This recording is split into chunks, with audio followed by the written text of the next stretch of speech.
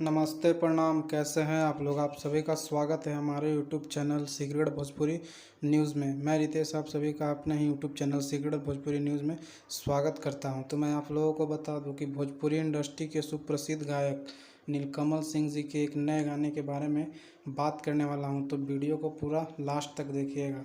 तो मैं आप लोगों को बता दूं कि इस गाने का टाइटल है धनिया कल रोपनिया, जो कि बहुत ही प्यारा सॉन्ग है।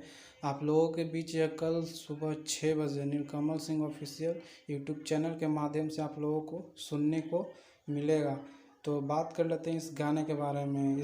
इसमें फीमेल सिंगर शिल्पी राज अपने प्यारे आवाज़ों के साथ इस गाने को सजाए हैं, और नीलकमल सिंह जी का आवाज़ तो कहना ही नहीं है, एकदम गजब का साउंड है। तो मैं आप लोगों को बता दूं कि इसको लिखे हैं आशुतोष तिवारी जी, इसमें म्यूज़िक दिए हैं रोशन सिंह जी, और वीडियो अच्छा लगे तो चैनल को कर लीजिएगा सब्सक्राइब। मिलते हैं फिर एक नए वीडियो में।